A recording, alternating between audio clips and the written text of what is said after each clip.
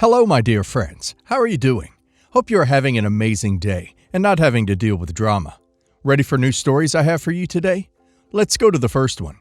And don't forget to listen to the end of the story, guys, to hear my insights. Enjoy the stories, and don't forget to like and subscribe. And of course, don't forget to leave a comment. A few years ago, I lost my wife, Laura, after a long battle with cancer. Laura and I were married for nearly 30 years, and she was the love of my life. Losing her has been the hardest thing I've ever gone through, and it still hurts every day. We had two wonderful children together, Adam, 25, and Emily, 16. Both kids were devastated by Laura's death, but we've all done our best to move forward and live the life she would have wanted for us. As Laura's health declined, she began preparing for what was coming. She was always incredibly thoughtful and practical, so she wanted to make sure everything was in order before her passing. Laura made sure to talk to me about all the important things: her wishes for the kids, how she wanted to be remembered, and most importantly, where certain family possessions would go. She knew I would carry out her wishes, and she wanted to ensure that everything was decided so there would be no confusion after she was gone. One of the most important things she left instructions for was a cherished family heirloom, a beautiful antique ring that had been passed down through her family for generations. Laura wore the ring every day and was deeply attached to it. We had many conversations about what should happen with it after she passed, and Laura was crystal clear. She wanted the ring to go to our daughter, Emily.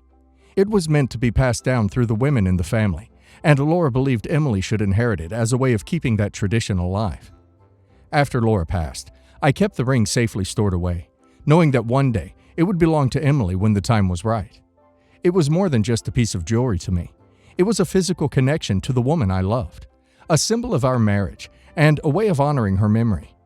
I always believed that when Emily was ready, I would pass the ring down to her as Laura had wished. However, I didn't expect my son to have other ideas about it. My son, Adam, had been dating his girlfriend, Sarah, for about 3 years. Sarah is wonderful, and I've always supported their relationship. Recently, Adam confided in me that he was planning to propose, and I was thrilled for him. I was excited that he had found someone to spend the rest of his life with, and I told him how proud I was of him.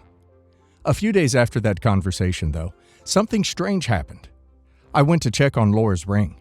It was something I did from time to time, just to feel connected to her, and I noticed that it was missing. At first, I thought I had misplaced it, or maybe stored it somewhere else without remembering. But after tearing the house apart, I realized the ring was gone. My heart sank, and I immediately suspected Adam had taken it, though I couldn't imagine why he would do such a thing without talking to me first. I called Adam and asked him to come over. When he arrived, I confronted him about the ring. At first, he played dumb, pretending not to know what I was talking about. But after a bit of back and forth, he finally admitted that he had taken it. He confessed that he had already used the ring to propose to Sarah. He thought that since the ring was a family heirloom, it would be perfect for the proposal, and he assumed Laura would have wanted him to use it. In his mind, he believed he was keeping the ring in the family and honoring his mother by using it to propose. What Adam didn't seem to understand, or didn't care about, was that Laura had explicitly said she wanted the ring to go to Emily, not Adam. It was never meant for him, and certainly not for him to use as an engagement ring. Laura had made it very clear that she wanted the ring to stay within the female line of the family, and she specifically wanted Emily to have it when she was ready. I explained all of this to Adam, but he didn't want to hear it. He said that since he was the older sibling, he had just as much right to the ring as Emily, and that he thought it would be a beautiful way to honor our family history. He kept saying that Laura would have wanted him to have it, even though I knew for a fact that wasn't true. I felt like he was trying to justify what he had done without any real regard for his mother's wishes or my feelings. I was hurt, and I told Adam that he needed to return the ring immediately. I couldn't believe he had taken it without asking, let alone used it to propose. He knew it wasn't his to give, and it wasn't up to him to decide what to do with something that was so personal and precious to me, and to his late mother's memory. The problem is that by the time I confronted Adam, he had already proposed to Sarah with the ring. She was wearing it, completely unaware that it wasn't his to give in the first place. When I told Adam he had to ask Sarah to return the ring, he lost it. He was furious, accusing me of being selfish and trying to sabotage his engagement. He said that the ring meant more to Sarah because of its family history, and that taking it back would break her heart. Adam told me that giving Sarah the ring made the proposal perfect, and now he had to explain to her why she couldn't keep it. He was fuming, saying that this would ruin the entire proposal and make Sarah doubt whether they should even get married. Apparently, Sarah was overjoyed by the romantic story behind the ring and was excited to have a family heirloom as her engagement ring. But to me, this wasn't about romance. It was about respect. Adam knew that ring was meant for Emily, and he took it anyway without asking. I reminded him that Laura had been very clear about what she wanted, and it wasn't fair to Emily to give away something that was supposed to be hers one day. I told him that if he wanted to propose, he needed to do it with a ring he had chosen for Sarah, not something he had taken from his late mother without permission. Adam did ask Sarah to return the ring, but it wasn't without a lot of resentment. He told me that Sarah was heartbroken when he explained that the ring had to go back, and now, according to Adam, their engagement is on the rocks because of it.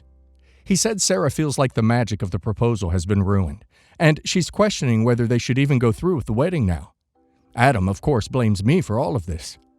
Since the confrontation, Adam hasn't spoken to me. He's furious, and he's been telling everyone in the family that I'm the reason his relationship is falling apart. I've heard through the grapevine that Sarah's parents are angry with me as well, saying that I ruined what should have been a happy time for their daughter.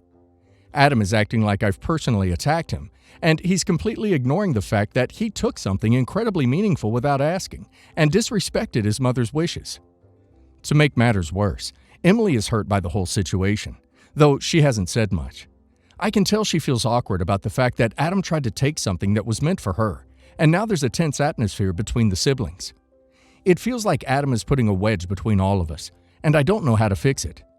I never wanted to come between him and Sarah, but I also couldn't sit by and let him get away with what he did. Right now, I feel like I've lost my son. He refuses to talk to me, and I'm being painted as the villain in all of this. But I keep coming back to the fact that Adam stole something that wasn't his to take, and he ignored his late mother's wishes in the process. I'm heartbroken because I never wanted this to escalate the way it has, but I also feel like Adam brought this on himself. He took something precious, and when things didn't go his way, he blamed me for the fallout. I'm devastated, and I feel like I've lost both my son and the peace within our family. But at the same time, I couldn't stand by and let Adam give away something that was so important to me and Laura's memory. I wanted to honor her wishes and keep that ring for Emily, just as Laura had asked. Now, I don't know how to fix this without feeling like I've betrayed my wife and daughter in the process. So, Reddit, was I wrong for making my son return my late wife's heirloom ring, knowing how much it meant to him and Sarah? OP's son crossed a huge line by taking the ring without asking, knowing it was meant for his sister. I can't believe he thought it was okay to propose with an heirloom that wasn't his. The fact that he's blaming OP for ruining his proposal is mind-blowing. OP did the right thing by taking it back, and if Sarah's upset about it, that's on Adam for not being honest with her in the first place. And now let's hear the community's opinion. Not the a-hole. That ring was more than just a piece of jewelry. It was a symbol of your wife's memory and something she specifically wanted to go to your daughter. Your son was incredibly disrespectful to you and his late mother by taking it without asking. If his engagement is falling apart over this, that's on him, not you. Not the a-hole. Your son is acting entitled and selfish. He knew the ring was meant for your daughter, and he still took it without permission. If Sarah is upset, it's because Adam wasn't honest with her from the start. He needs to take responsibility for his actions instead of blaming you for the consequences. Not the a-hole. Your son stole something precious from you and his sister, and now he's upset that he has to deal with the fallout. You did the right thing by standing your ground. If his relationship is falling apart because he can't use a stolen ring, that's not on you. That ring was part of your late wife's legacy, and you were right to honor her wishes. My daughter's 15 mom passed away from cancer 5 years ago. She left her a gold necklace that I kept with me till my daughter reached 15. I gave it to her after she expressed wanting to keep it, and only wears it on important occasions like her mom's anniversary and birthday. My current wife Lisa is like a second mom to my daughter. They get along very, very well, and they almost have the perfect relationship. Thing is, Lisa started commenting on my daughter's necklace several times, which was harmless, but I got the impression that she wanted it.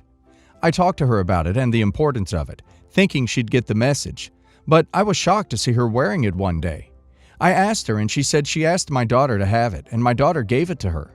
I was mad. I told her this didn't belong to her and insisted she give it back.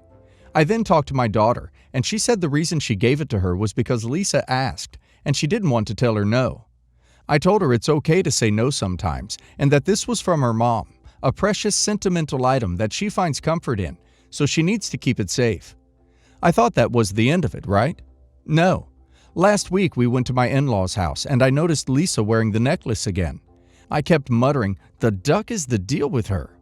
I wanted to wait till we get home to talk about it, but I couldn't hold my tongue, and flat out asked her why she has my daughter's necklace with her. She looked at me and said that my daughter gave it to her on her own. I looked at my daughter and she didn't want to talk, till I pressed her. She told me that Lisa told her that since she's like a mother to her, then she should let her have the necklace. I was dumbfounded. I got up, walked up to Lisa, and told her that what she told my daughter was ducked up, and again, this necklace isn't and will never be hers. I demanded she give it back, and she started crying while taking it off. Mother-in-law tried to get involved, but I told her it was none of her concern. Dinner was cut short. We went home and I kept the necklace with me, then put it in a lockbox. 2 days later, Lisa came to me ranting about how this matter is between her and my daughter, and that I should give the necklace back to my daughter, and that she's free to do with it whatever she wants. I refused and told her to knock it off, but she argued that even if my daughter isn't saying anything, what I'm doing, withholding the necklace, is not right and is controlling and selfish. I bluntly told her I don't trust my daughter with the necklace, especially seeing how she, Lisa, keeps trying to get in possession of it.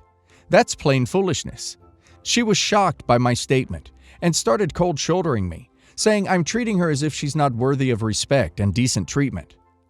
Not the a-hole, and I'm glad you stepped in and got it back. That's some really poor behavior, manipulating a child to get a keepsake away from her because you want it for yourself. Your wife has no respect for your daughter, and it's hard to see that getting better. That she's done this and worn the necklace right in front of you, even after the first incident, is concerning. Not sure this can be fixed, even with counseling. Not the a-hole. It's not your wife's place to say that she's almost like a mother to your daughter. Your daughter is the only person in a position to determine that, and I think she'll only be able to do it once she's much older and on her own. That's a messed up situation right there. Not the a-hole. Your wife's behavior is neither healthy or normal. She's manipulative and narcissistic. Ignore these traits at your own peril. It's not just about the necklace. Do you not see that Lisa is using your daughter's love for her to manipulate her? I guarantee you this is not the only thing that Lisa's manipulated your daughter into giving her or doing for her. It's just the thing that is obvious enough you've noticed it.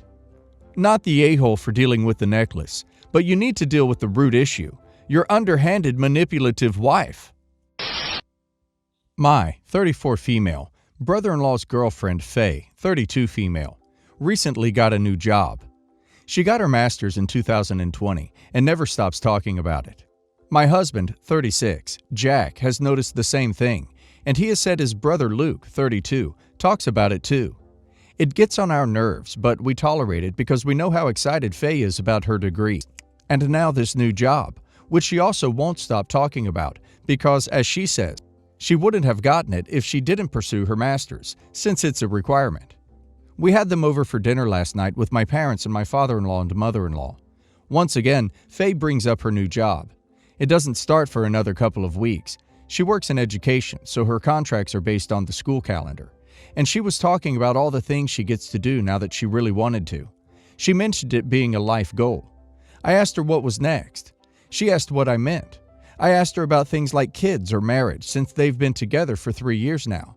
She said she didn't want to rush into marriage or kids until she had her goals in order, but marriage was something she and Luke had been seriously discussing.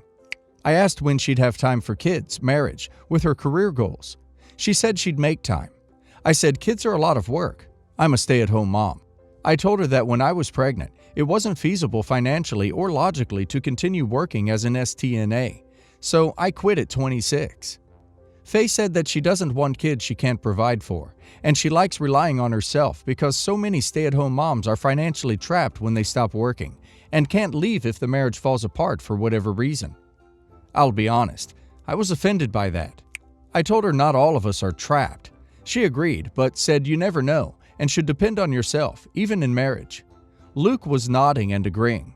I said, "It would also give you more to talk about other than your job." Faye asked if I had a problem with her talking about her job.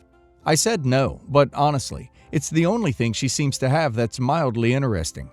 Everyone else talks about kids, home life, vacations, family, hobbies. But all you talk about is your degree, education, and this new job of yours. And I told her it was kinda boring. Faye said, "Then I won't bore you any further," and asked my in-laws how installing wood floors was going. We all moved on past the conversation until later that night. After Luke and Faye left, my mother-in-law told me I was rude. I told her I was telling the truth because we are all tired of hearing about it. Jack agreed.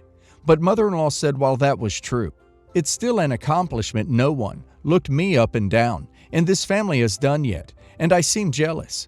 I said I wasn't jealous but offended by some things she said. Mother-in-law told me I was only offended because Faye was right. Jack said she was right, but it was obvious she was directing those comments at me in a judgmental way. And my parents agree with me. Am I the a-hole? Everyone else talks about kids, home life, vacations, family, hobbies. It is just too rich that your first 4 examples of different topics involve your children. Perhaps you should reflect on how much you talk about your job as a stay-at-home mom. Sounds like it's about 80% of your conversations. Yes, the a-hole. Yes, the a-hole. And Faye handled that appropriately by dismissing you. I think I love her. Yes, the a-hole. You started harassing her about children and marriage because you're jealous. Yes, the a-hole for many reasons. You never ask a woman when she is going to have kids. It might be a sensitive topic, and it's none of your business. What if she doesn't want to have kids at all? For some people, being a woman doesn't mean being a mom, and that's totally okay. What she said about stay-at-home moms is true. You might not be trapped or feel that, but it is undeniable that if you make your own money, you have a lesser chance to be trapped in a relationship. So I don't think you being offended by that statement is right. She accomplished something that she feels proud of. Of course she is going to talk about it. I bet you talk about your kids because you are proud of them, just the same as she is proud of her education. Next time, maybe think through what you're going to say, so you don't come across as a total a-hole. I've been married to my wife for 13 years. We have a 14-year-old son who is a freshman in high school. He is a very well-behaved and well-rounded kid. Doesn't give us any issues. My wife and I both have successful careers. We came from almost nothing and have built a beautiful life together. Financially, we are doing better than we ever have and are extremely grateful. A few days ago, she had mentioned to my son that he should consider getting a summer job since he'll be 15 by then. I didn't think anything of it. I had a job at his age. Then she said to him that she'd really appreciate it if he did get a job, because she'd like it if he were to start contributing to paying for groceries and paying the mortgage. I was stunned beyond belief. When he left his room, I asked my wife if she was insane. Not a good move on my part. There is absolutely no reason I'd expect my son to go out and earn money to contribute to paying for groceries and a mortgage when he is a kid. She said he needs to learn about hard work and understand how much work it is to be able to afford what we have. I disagreed and told her that he is a child. He does not need to pay for the food he eats or the roof over his head until he is out on his own at 18. She completely blew up at me, told me I am enabling him to start mooching off of us, etc. I am extremely against him contributing, and nothing like this has ever been brought up before, and was completely out of the blue. I don't think I'd ever accept any sort of money from my son for food or a mortgage that he is not responsible for. She disagrees and thinks I'm crazy for enabling our child, when we are providing for him as normal parents should. He has a savings account that he deposits money into from birthdays, holidays, etc., and saves for whatever big things he wants. He can get a job and wants to work. I refuse to allow him to give us money for things we need to provide him with. Your wife is nuts. He's a child. Taking care of him and providing food and shelter is a parent's job. If she didn't want to do that, then she shouldn't have married someone with a child. Do not let her take money from your son. There's nothing wrong with him getting a job, but he should be putting it in the bank. Your kid didn't sign up for your mortgage. You and your wife did. Maybe you could remind her that she's legally responsible for putting a roof over your kid's head, along with keeping him fed. She doesn't get to guilt him for this or ask him to be financially responsible for any of this.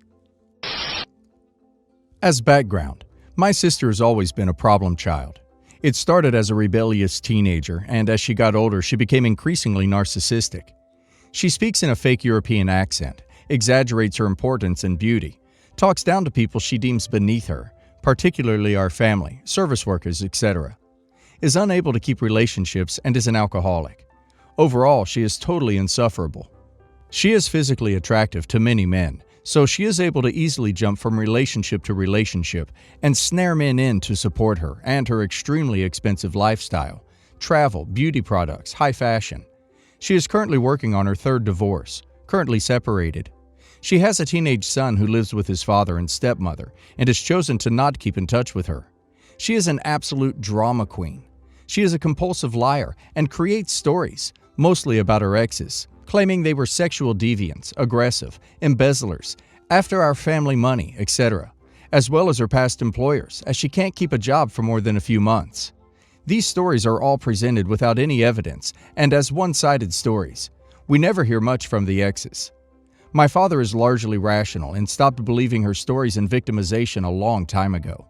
But my mother, who is rather uneducated and unsophisticated, a beauty queen from a third world country who married my father early and has never worked herself, believes much of what my sister says, and even seems to relish in the gossip and drama. This has created a lot of tension between my parents, who are hardly on speaking terms themselves. My sister and my mother are very similar in the sense that they are both extremely entitled, and believe they are entitled to privileged lives of luxury because of their beauty. In a way, my sister seems to be a younger version of my mother. Both are constantly gossiping and passing judgment about everyone.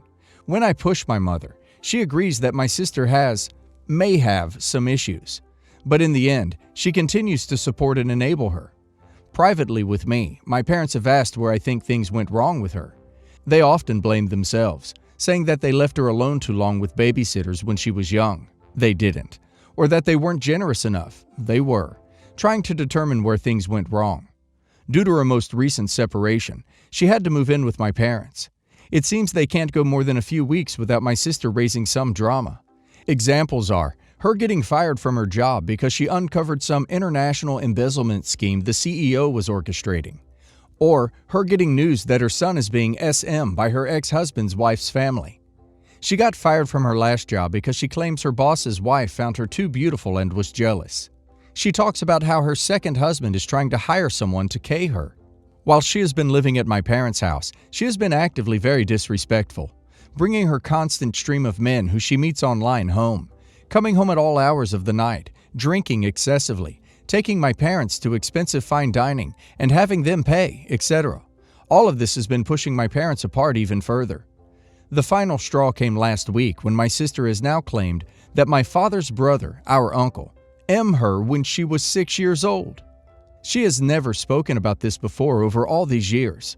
It only came up because my parents are currently involved in a separate beef with the same uncle. As a side note, my sister has claimed in the past that other distant male family members have flirted with her. Again, all without evidence and as one-sided stories. But my mother has completely latched on to this story.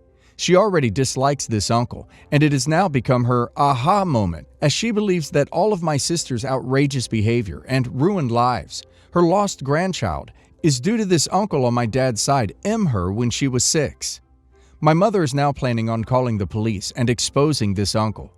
As a result, my dad has lost his crap.